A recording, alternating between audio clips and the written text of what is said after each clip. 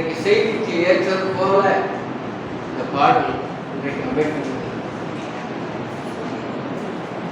உலக நாடுகளிலே இஸ்ரவேல் தேசத்திற்கு விரோதமாக பல நாடுகள் கூடி போர் கொடுத்தாலும் ஒரு சின்ன குட்டி நாடாகிய இந்த இஸ்ரவேல் தேசத்தை இன்றைக்கு வரைக்கும் அதை அழிக்க முடியவில்லை. 1948 வருஷம் இஸ்ரவேல் என்கிற அந்த பெயரை இந்த நாடு பெற்றுக்கொண்டது.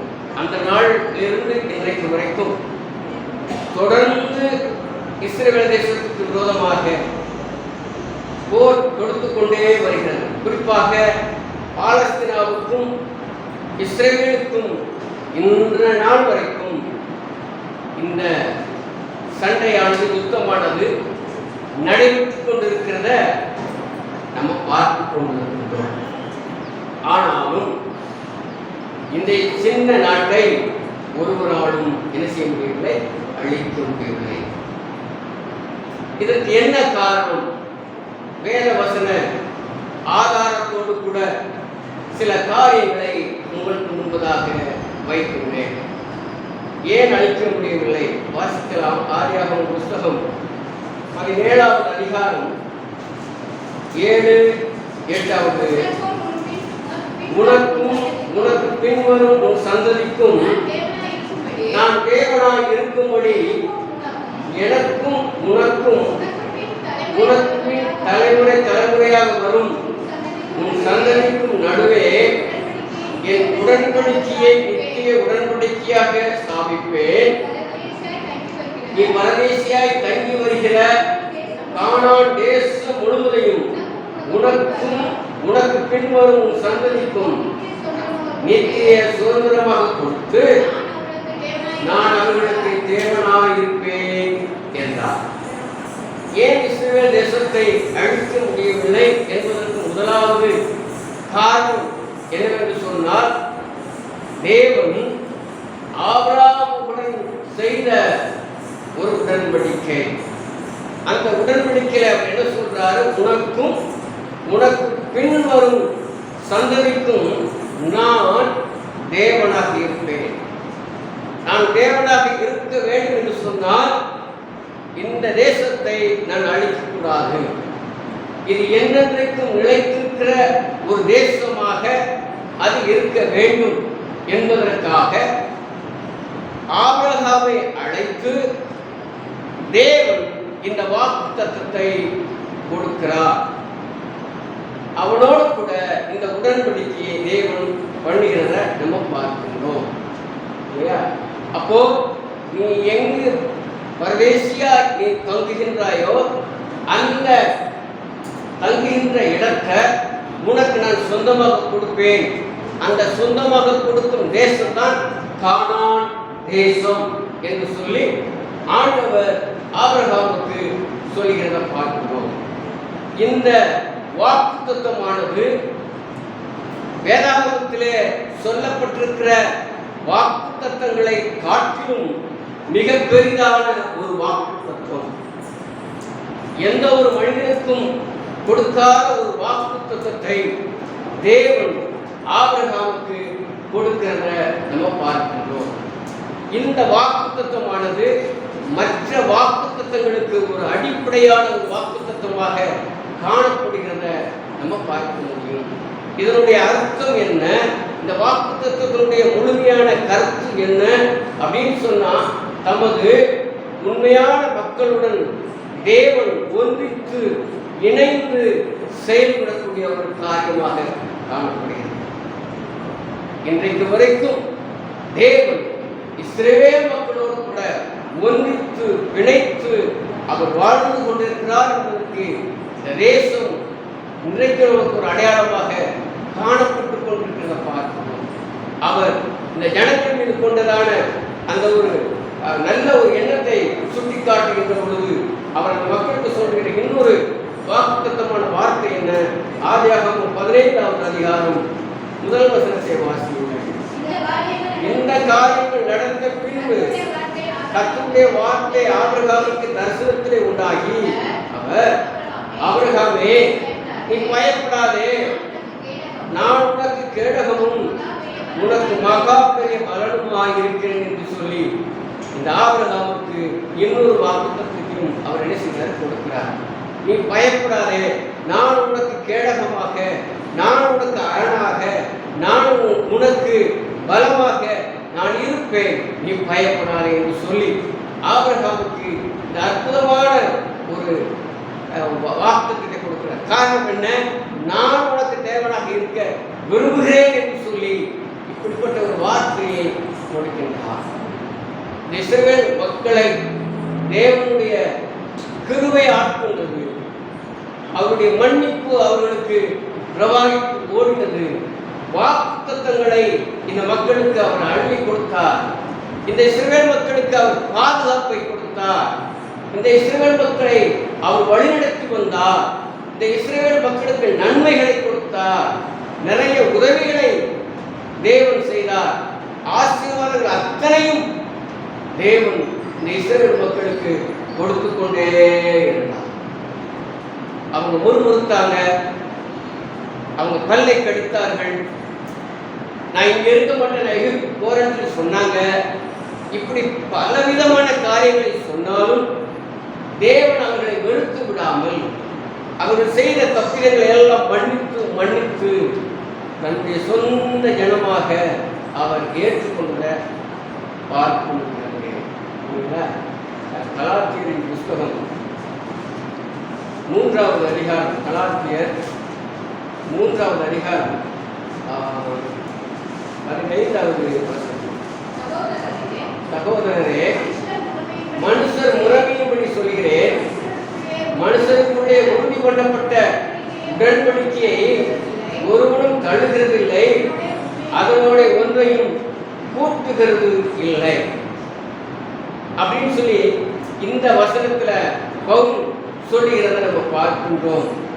மனுஷ முறைமைப்படி உறுதி பண்ணப்பட்ட இந்த வாக்குத்தத்தத்தை யாராலும் தள்ள முடியாது, அதிலிருந்து ஒன்றை கூட்டவும் முடியாது. அப்படின்னு சொன்னால் இஸ்ரவேல் ஜனங்களுக்கு சொல்லப்பட்ட அந்த வாக்குத்தத்தத்தை யாராலையும் தள்ள முடியாது, அந்த வாக்குத்தத்திலிருந்து ஒரு காரியத்தை கூட்டவும் முடியாது என்று சொல்லி இந்த உடன்படிக்கைக்குரிய காரியங்களை சொல்லிக் கொள்வது. காரணம் என்ன?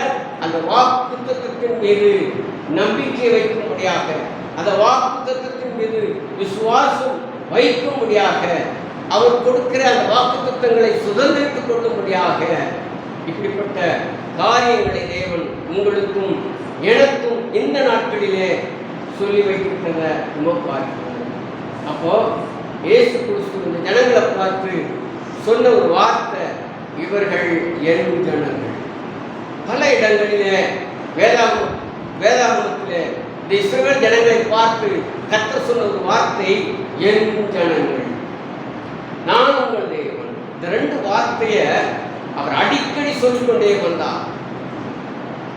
நீங்கள் எல்லாம் என்னுடைய ஜனங்கள், நான் உங்களுடைய தேவன். ஒரு சில வசனங்களை உங்களுக்கு ஆதாரமாக நான் கொடுக்கிறேன். எரேமியா தீர்க்கதரிசன புஸ்தகம் 24வது அதிகாரம் 7வது வசனத்தை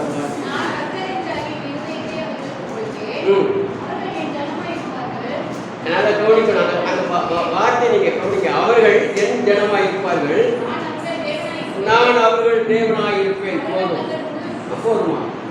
இந்த இடத்துல சொல்றீங்க, கவனிச்சிங்களா? அவர்கள் என் ஜனமாய் இருப்பார்கள், நான் அவர்களுடைய தேவனாய் இருப்பேன் என்று சொல்றார். அதே எரேமியா தீர்க்கதரிசன புஸ்தகம் 30வது அதிகாரம் 22வது வசனம், நீங்கள் என் ஜனமாய் இருப்பீர்கள், நான் உங்கள் தேவனாய் இருப்பேன். எரேமியா 32:38.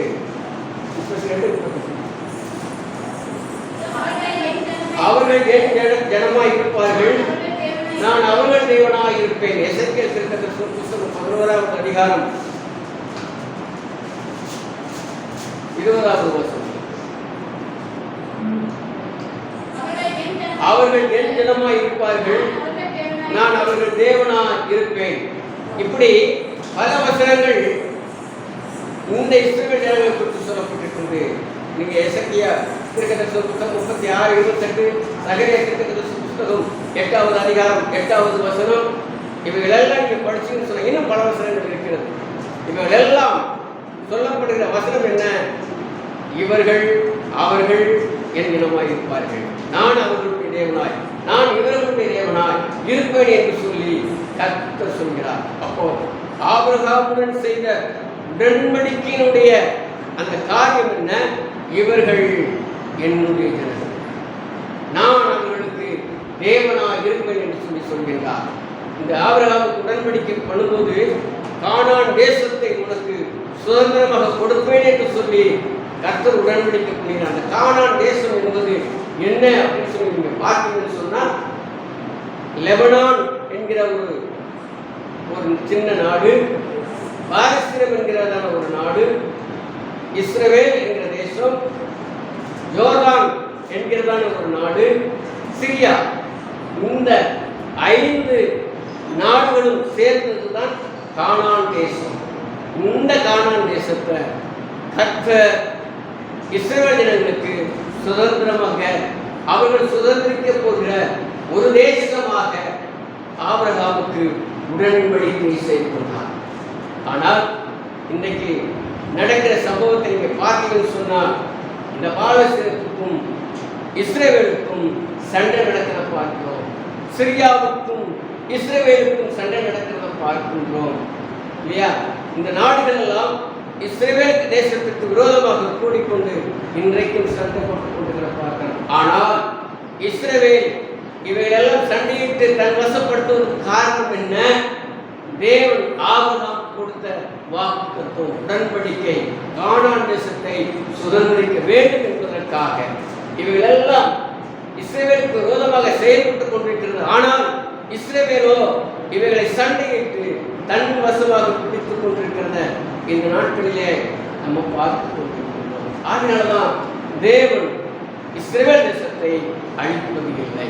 2வது காரணம், எரேமியா தீர்க்கதரிசன புத்தகம் 31வது அதிகாரம் 35, 36.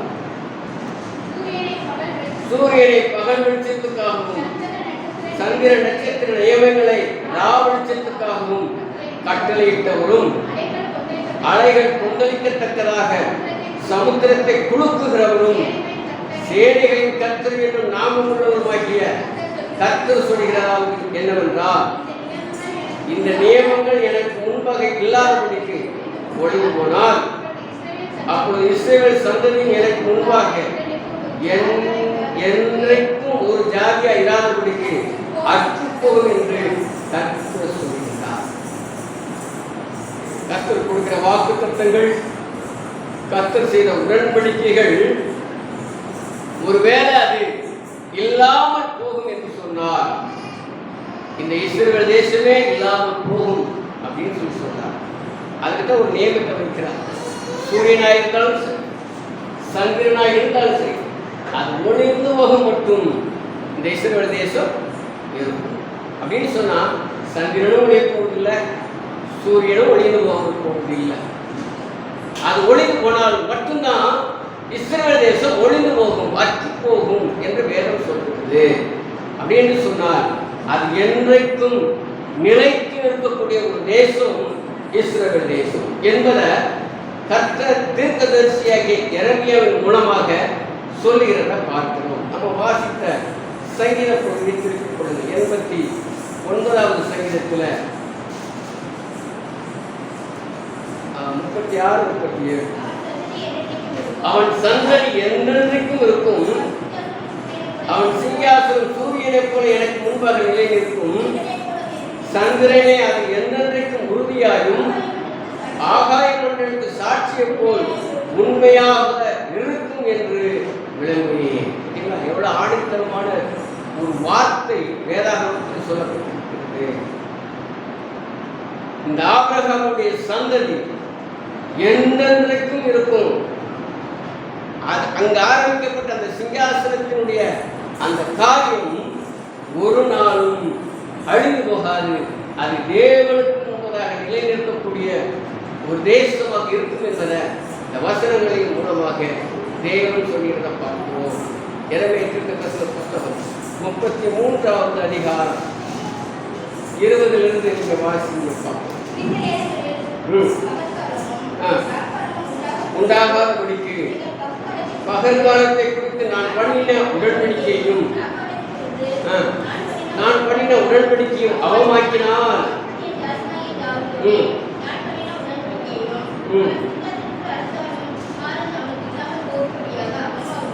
அவமாகும்.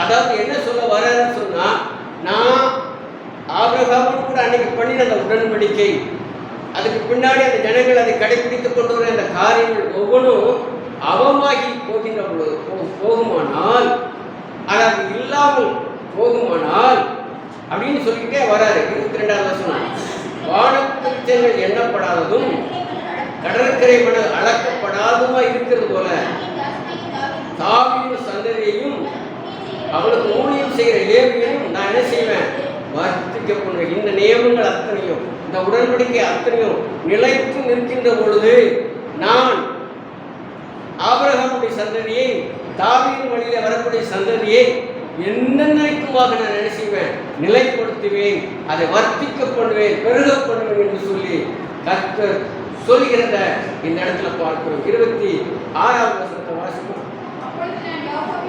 யாக்கோபின் சந்ததியும் தாவீதின் சந்ததியும் தள்ளி ஆபிரகாம், ஈசாக்கு, யாக்கோபு என்பவரின் சந்ததியை ஆளத்தக்கவர்களை அதிலிருந்து எடுக்காதபடிக்கு எடுத்துக் கொள்வேன், திருப்பி அவர்களுக்கு இறங்குவேன் என்று சொல்கிறார். எவ்வளவு தவறுகள் எண்கள் செய்தாலும் நான் அவங்கள வெறுக்க மாட்டேன், அவங்களுக்கு நான் இறங்குவேன் என்று சொல்லி சொல்கிறார். இப்படிப்பட்ட தேவன் எப்படி அந்த இஸ்ரவேல் தேசத்தை அழித்து போடுவார்? ஒரு காரணம் எடுத்து போட மாட்டார். 3வது காரணம், ஏசாயா தீர்க்கதரிசன புத்தகம் 43வது அதிகாரம் 10 வாசிக்க. நானே அவன் என்று நீங்கள் உணர்ந்து என்னை அறிந்து விசுவாசிக்கும்படிக்கு நீங்களும் நான் தெரிந்து கொண்ட என் தாசரும் எனக்கு சாட்சிகளாக இருக்கிறீர்கள் என்று கர்த்தர் சொல்கிறார். எனக்கு முன்னாடி ஒரு தேவன் கிடையாது, எனக்கு பின்னாடி ஒரு தேவனும் கிடையாது. நானே கர்த்தர், என்னை அல்லாமல் ரட்சகர் இல்லை. நான் அறிவித்து ரட்சித்து விளங்க பண்ணினேன். இப்படி செய்யத்தக்க அந்நிய தேவன் ஒருவனும் கிடையாது. நானே தேவன் என்பதற்கு நீங்கள் எனக்கு சாட்சிகள் என்று கர்த்தர் சொல்கிறார். அதாவது தேவன் உண்மை உள்ளவர் என்பதற்கு இந்த இஸ்ரவேலர்கள் சாட்சி. 3வது காரணம், இஸ்ரவேல் ஜனங்கள் சாட்சியா நிற்கிறாங்க. கடவுள் உண்மை. அதுதான் இன்னைக்கு இருக்கிற இஸ்ரவேல் தேசத்தினுடைய அதிபதியாக இருக்கிறதான நெதன்யாகு ரொம்ப தெளிவா சொல்லிக் கொண்டிருக்கிறார். எங்கள் தேவன் ஆபிரகாமுக்கு வாக்கு கொடுத்திருக்கிறார். கானான் தேசத்தை எங்களுக்கு சுதந்திரமாக கொடுக்கும்படியாக அவர் உடன்படிக்கை செய்திருக்கிறார். நாங்கள் அதை பிடிக்கிற வரைக்கும் நாங்கள் இந்த போரை செஞ்சுருக்கா இருக்கோம்னு சொல்லி ஒரு அதிபதி இன்னைக்கு சவால் விட்டு சொல்லிக் கொண்டிருக்கிறத நம்ம பார்க்கின்றோம். இங்கே வேதம் சொல்கிறது, இந்த இஸ்ரவேலர்கள் எனக்கு சாட்சியா இருப்பாங்க, நான் உண்மையுள்ள தேவன் என்பதை இவங்க அறிவிப்பாங்க என்று சொல்லி சாட்சி சொல்வாங்க சொல்லி கர்த்தர் சொன்ன அந்த வார்த்தை இன்றைக்கு நிறைவேறி கொண்டிருக்கிறது.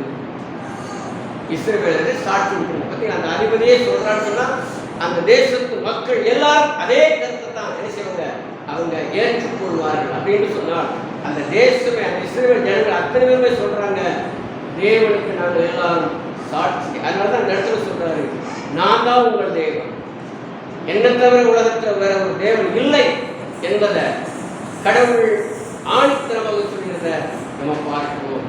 யோசுவாவின் புத்தகம் 24வது அதிகாரம் 22வது வசனத்தை வாசிங்க. அப்பொழுது யோசுவா ஜனங்களை நோக்கி, கர்த்தரை சேவிக்கும்படி நீங்கள் அவரை தெரிந்து கொண்டதற்கு நீங்களே உங்களுக்கு சாட்சி அதற்கு அவர்கள் ஆமென் எப்ப சொன்னாங்க தெரியுமா? இசைப்பட்டாங்க யோசுவாவின் காலத்திலே சொல்லிட்டாங்க, நாங்கள் சாட்சி உள்ளவர்களாய். இன்னைக்கு வரைக்கும் இந்த இஸ்ரவேல் ஜனங்கள் சாட்சி உள்ளவர்களாக இருக்கின்றார்கள்.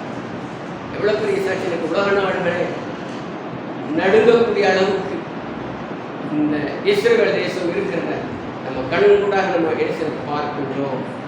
ஏசாயா 41 அதிகாரம் 8:9. யாக்கோபே, ஆபிரகாமின் சந்ததியே, நான் உங்களை எங்க நிறுத்தம் தெரியுமா? பூமியின் கடையாந்தரங்களிலிருந்து உன்னை கொண்டு வந்தேன், அந்த எல்லைகளிலிருந்து உன்னை அழைத்து வந்தேன்.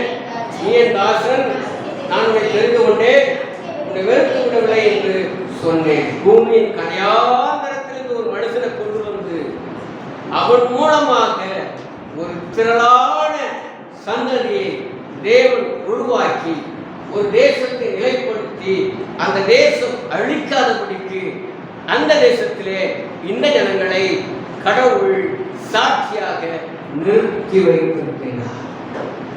நீ கேட்டுக்கொண்டிருக்கிற கர்த்தருடைய அருமையான பிள்ளைகள், இன்னைக்கு நீங்களும் நானும் கடவுளுக்கு சாட்சிகளாக நிற்கின்றோமா? இது ஒரு கேள்வி. யோசனை பண்ணி பார்க்க வேண்டியது நம்முடைய கடமை. நம்ம கடவுளுக்கு சாட்சியாய் நிற்போம் என்று சொன்னால் நம்மை ஒருவனும் அழிக்க முடியாது, நம்மை ஒருவனாலும் நிறுவனமாக்க முடியாது. இஸ்ரவேல் ஜனம், இஸ்ரவேல் தேசம் என்றைக்கும் நிர்மூலமாகவும் அது நிலைத்து நிற்கிறது என்று சொன்னால் கடவுள் கூட இருந்து எல்லாவற்றிலும் வழிநடத்தி கொண்டு வருகிறதுனால இப்படிப்பட்ட சம்பவங்கள் அங்கே நடந்து கொண்டிருக்கிறது. ஆகினால்தான் அந்த இஸ்ரவேல் ஜனங்கள் ஆண்டவருக்கு சாட்சி உள்ளவர்களாக நிற்கிறாங்க. 4வது காரணம் என்ன? சகரியா தீர்க்கதரிசன புத்தகம் 14வது அதிகாரம் 4வது வசனம். அந்நாளிலே அவருடைய பாதங்கள் கிழக்கே எருசலேமுக்கு எதிரே இருக்கிற ஒலிவமலையின் மேல நிற்கும். அப்பொழுது மகா பெரிய பள்ளத்தாக்கு உண்டாகும்படி ஒலிவமலை தன் நடு மையத்தில் கிழக்கு மேற்காய் எதிராக பிளந்து போகும். அதனாலே ஒரு பாதி வடபக்கத்திலும் ஒரு பாதி தென்பக்கத்திலும் சாயும். அதாவது பரலோகத்துக்கு எடுத்துக் கொள்ளப்பட்டதான மேசியா இயேசு கிறிஸ்து திரும்பவும் வரப்போகிறார். அது எங்கே வரப்போகிறார்? இந்த ஒளிவு மலையில் அவர் வரப்போகிறார். அவர் திரும்ப வரப்போகிறார் என்பதற்காக இந்த தேசம் அழிக்கப்படாமல் இருக்கிறது. நான் சொன்ன அத்தனை பேர் ஒன்று கூட போய் கிடையாது. இயேசு கிறிஸ்து திரும்ப வரப்போகிறார் என்பதை நம்ம எல்லாம் அறிவிச்சு கொண்டிருக்கிறோம். வேதமும் சொல்லிக் கொண்டிருக்கிறது, சீக்கிரமாய் வருவேன் அப்படின்னு சொல்லி. அப்போ இந்த இடத்துல இவங்களுடைய நம்பிக்கை என்ன? மேசியா திரும்ப வரப்போறார். இன்னைக்கும் அந்த இஸ்ரவேல் ஜனங்கள் நம்பிக்கை கொண்டிருக்கிறாங்க, மேசியா வருவார், அவர் இந்த மலைக்கு தான் வருவார், இந்த எருசலேமுக்கு தான் வருவார் என்று சொல்லி அவங்க நம்பிக்கை கொண்டிருக்கிறாங்க. அப்படி வருகின்ற பொழுது கிழக்கு மேற்காக அது விளக்கும் போது வடக்க ஒரு பாதியும் தெற்கு ஒரு பாதியுமாக அது என்ன செய்யுமா? பிரியும் என்று சொல்லியிருந்த பார்க்கிறோம். இதை லூக்கா தன்னுடைய புத்தகத்தில் எழுதும்போது அவர் சொல்றார் பாருங்க. லூக்கா எழுதின சுவிசேஷம் 24வது அதிகாரம் 50-51. பின்பு அவர் பெத்தானியா வரைக்கும் அவரை அழைத்து கொண்டு போய் தம்முடைய கைகளை உயர்த்தி அவர்களை ஆசீர்வதித்தார். அவர்களை ஆசீர்வதிக்கையில் அவர்களை விட்டு பிரிந்து பரலோகத்திற்கு எடுத்துக் கொள்ளப்பட்டார். சீசர்களை விட்டு அவர் பிரிகின்ற பொழுது கைகளை உயர்த்தி அவர்களை ஆசீர்வதிக்கின்ற பொழுது அவர் அவர்களை விட்டு பிரிந்து பரலோகத்திற்கு எடுத்துக்கொள்ளப்பட்டார். இந்த எடுத்துக்கொள்ளப்பட்ட கடவுள் அப்போஸ்தலர் நடவடிக்கைகளின் புத்தகம் 1வது அதிகாரம் 9 வாசியுங்கள். இவைகளை இப்ப இந்த லூக்கா சொன்னார் இல்லையா, இந்த லூக்கா சொன்ன இந்த சீசர்கள் எல்லாம் பார்த்து கொண்டு இருக்கீங்க. எடுத்துக்கொள்ளப்பட்டார். அவர்கள் கண்களுக்கு முன்பாக மறைவாக ஒரு மேகம் அவரை எடுத்துக்கொண்டது. அவர் போகிற போது அவர்கள் வானத்தை அண்ணாந்து பார்த்து கொண்டிருக்கையில் வெண்மையான வஸ்திரம் தரித்தவர்கள் 2 பேர் அவர்கள் அருகே நின்று, கலிலேயராகிய மனுஷரே, ஏன் அந்த வானத்தை அண்ணாந்து பார்த்து கொண்டிருக்கிறீங்க? உங்களிடத்திலிருந்து வானத்துக்கு எடுத்துக்கொள்ளப்பட்ட இயேசுவானவர் எப்படி உங்கள் கண்களுக்கு முன்பாக வானத்துக்கு எழுந்தருளி போனாரோ அப்படியே இந்த நம்பிக்கை தான் இன்னைக்கு வரைக்கும் சொல்லுங்க. எப்படி உங்கள் கண்களுக்கு முன்பதாக எடுத்துக்கொள்ளப்பட்டாரோ இந்த ஆண்டவர், அந்த ஆண்டவர் திரும்பவும் வருவார். அவர் எங்கே வருவார்? எருசலேமுக்கு வருவார். எருசலேமில் எங்க வருவார்? ஒளிவு மலையில் வந்து கால்களை பதிப்பார். இது நடக்கும். அதனால்தான் அவர் இஸ்ரவேல் தேசத்தை அழிக்காமல் அவங்களுக்கு உதவி செய்து கொண்டிருக்கிறார். அவங்க எதிரிகளை எல்லாம் ஜெயிக்க முடியாத கிருபைகளை அந்த மக்களுக்கு கொடுக்கிறார். இன்னும் சொல்ல போனா அவரே யுத்தம் செய்கிறார். 5வது காரணம் என்ன? சகரியா புஸ்தகம் 12வது அதிகாரம், சகரியா 12:3. அந்நாளிலே நான் எருசலேமை சகல ஜனங்களுக்கும் பாரமான கல்லாக்குவேன். அதை கிளப்புகிற யாவரும் சிதைக்கப்படுவார்கள். பூமியுள்ள ஜாதிகள் எல்லாம் விரோதமாய், அதாவது யாரெல்லாம் இஸ்ரவேல் ஜனங்களுக்கு விரோதமா எழும்புகிறார்களோ அவங்களையெல்லாம் கர்த்தர் அழிப்பதற்காக வழக்காடுவான். 5வது காரணம் என்ன? அந்நாளிலே இன்னைக்கு இருக்கிற நாள், இந்த நாளை சொல்றார். இந்த நாளில நான் எருசலேமை சகல ஜனங்களுக்கும் எப்படி பார்ப்பேன்? பாரமான கல்லாக்கு. இன்னைக்கு இஸ்ரவேல் ஜனங்களை சுற்றிலும் அநேக நாடுகள் என்ன செய்து படையெடுக்குது. ஆனா அந்த படையெடுத்து சண்டை போட்டாலும் அதோட கூட மோத முடியல. ஏன் தெரியுமா? அது பயங்கரமான கல்லால். ஆண்டவர் ஒரு கல்லாக இஸ்ரவேல் தேசத்தை மாற்றி வைத்திருக்கின்றார். அது எப்படிப்பட்ட கல்? பாரமான ஒரு கல்லாக மாற்றி வைத்திருக்கிறார். அதை போய் மோதுகிறவன், அதை கிளப்புகிறவன் என்ன செய்வானா? சிதறடிக்கப்படுவான். என்ன அற்புதமான ஒரு தீர்க்கதரிசன வார்த்தையை இங்க பார்க்கணும். பூமியில் உள்ள ஜாதிகள் எல்லாம் இந்த இஸ்ரவேல் தேசத்துக்கு விரோதமாக என்ன செய்வார்களா? கூடிக்கொள்வார்கள். நீ எவ்வளவு எத்தனை நாள் கூடினாலும் சரி, கடவுள் இந்த ஜனங்களுக்காக வழக்காடுகிற தேவனாக இருக்கிறார். சகரியாவின் புத்தகம் 14வது அதிகாரத்தில் 2வது வசனம், எருசலேமுக்கு விரோதமாக யுத்தம் பண்ண சகல ஜாதிகளை கூட்டுவேன். நகரம் பிடிக்கப்படும், வீடுகள் கொள்ளையாகும், ஸ்திரீகள் அவமானப்படுவார்கள், நகரத்தாரை பாதி மனுஷர் சிறைப்பட்டு போவார்கள். மீதியான ஜனமோ நகரத்தை விட்டு அறுப்புண்டு போவதில்லை. கொஞ்ச ஜனமாய் இருந்தாலும் சரி, அந்த ஜனத்தை வைத்துக் கொண்டு நான் யுத்தம் செய்வேன் என்று சொல்லி ஆண்டவர் சொல்கிற பண்ணோம். அதே அதிகாரத்தில் 12வது வசனத்தை வாசிங்க. எருசலேமுக்கு விரோதமாக யுத்தம் பண்ணின எல்லா ஜனங்களையும் கர்த்தர் வாதிக்கும் பாதையாவது, காலூன்றி நிற்கையிலும் அவருடைய சதை அழிந்து போகும். அவர்கள் கண்கள் தங்கள் மொழிகளை கெட்டு போகும். அவர்கள் நாவு வாயிலே அழிக்கும். பார்த்தீங்களா? இஸ்ரவேல் ஜனங்களுக்கு விரோதமா யாரெல்லாம் கூட்டம் ஓடுகிறார்களோ அவர்களுக்கு கர்த்தர் கொடுக்கிற வார்த்தை என்னன்னு பார்த்தீங்கன்னு சொன்னா, அவங்க கால் இருக்கிற சதையெல்லாம் அழிந்து போகும், கண்கள் எல்லாம் கெட்டு போகும், அவர்கள் வாயெல்லாம் அழிக்கும். எவ்வளவு ஒரு கொடூரமான கண்ணன் பாருங்க. இப்படிப்பட்ட காரணம் என்ன தெரியுங்களா? அவங்க போடக்கூடிய அந்த அணு குண்டு இல்லையா, அதுவே அவங்களை கெடுத்து அதிலிருந்து வரக்கூடிய ரசாயன புகைகள் என்ன செஞ்சோம்? அவன் கண்ணை கெடுத்துடும். அவன் காலில் இருக்கிற உடம்புல இருக்கிற சதைகள் எல்லாம் அந்த ரசாயன புகையினால அப்படியே அழிச்சு போகும்.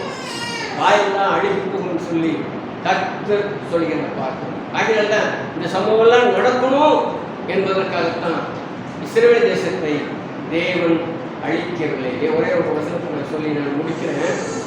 யோவேல் தீர்க்கதரிசன புத்தகம் 3ஆம் அதிகாரம் 2வது வசனம் 3வது வசனம்.